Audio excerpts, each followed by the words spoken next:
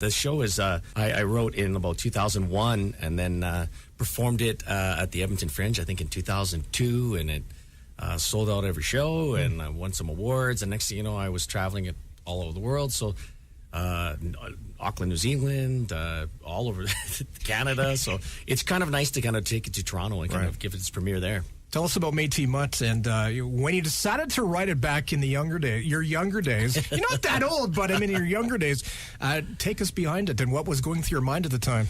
Well, it started as a school project with my instructor, Ken Brown. He also helped me co-write the original piece. Okay. And he was my drama instructor and mentor, and he taught this thing called a vocal mask technique, and it's about taking your life story and letting the characters speak for themselves through character vignettes. So switching back and forth from characters rather than just narrating. So it was a really interesting topic, and I didn't really have anything at the time, and I just blurted out a theme, and I said, Metis Mutt. Everyone in the class laughed, and I thought, okay, I got to write it. You're onto something here. So it's basically about my journey as a stand-up comedian when I was 18 and 19, touring with hypnotist Mark Savard, opening for his show. And kind of my journey, the show starts with this stand-up comedy that kind of switches into more and more extreme racial comedy that forces the audience to question what is it they're really laughing at. And then it sort of switches back and forth throughout time as me as a young guy getting bullied and from white kids and being bullied by Native kids because I wasn't Native enough. And then kind of my journey is of my own drug and alcohol abuse, my father who was an abusive alcoholic, so lots of family violence. And so you sort of see how that was informing my comedy as a young man. And then my journey kind of hitting rock bottom and having some really great people like my wife who kind of helped see me through even a second, like a relapse, and kind of getting my my stuff together so I could, go on and fully take charge of my life. The reviews have been amazing for this performance of Metis Mutt. We got Sheldon Elter with us this afternoon. The Edmonton Sun saying it's brilliantly funny, classic. If you could write your own review for this show, what would you say? I would say that it's really a show that challenges people's preconceived notions of cultural stereotypes. That it forces us to really question about what it is we're comfortable with saying and joking with each other, and are we comfortable with other people laughing at that? Because in this day and age, somebody could record you or film and take anything you're saying out of context. Yeah.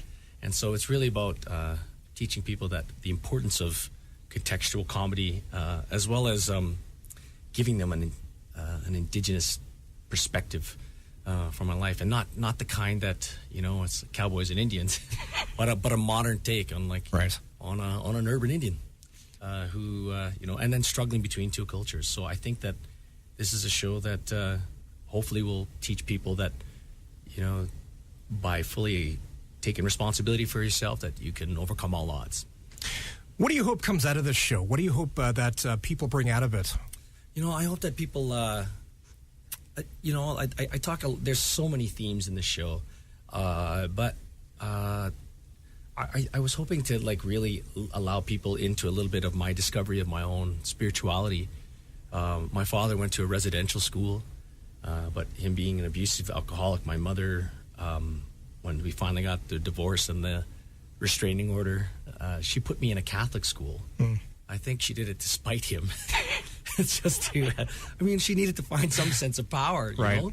And so for her to do that, it was, I talked to her about it years later, and she said she feels a little bad that it was spiteful, but, I did find spirituality in Catholicism, and then she just it sort of shifted as I got older, as I had so many different experiences going through sweats and different ceremonies and talking with different medicine men, and I sort of realized I was going, wow, I think that's why I've been so lost, because I never truly felt connected to anything until I found my own indigenous spirituality. So The Toronto premiere coming up on January 25th. I know you're heading down there shortly, eh? Yes, I leave January 22nd, and we preview the 25th and open January 26th. You excited? Yeah, I'm incredibly excited. It's Native Earth Performing Arts is a really cool company they're probably one of the most prominent Indigenous theater companies in the country. So I'm just pretty excited to be a part of their season. All right, so you got Metis Mutt. You also have Delma and Mart on APTN. But you told me some sad news, man, because you know I'm a big fan of this show. Tell our listeners. Good news and bad news. Delma and Marta, the bad news is it's canceled. Boo.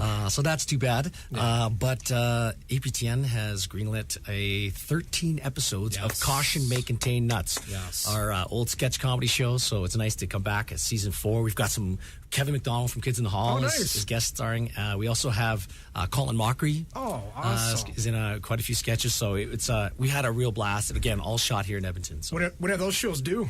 I know they're hoping to release probably some online content, hopefully in the spring. But, these things take time.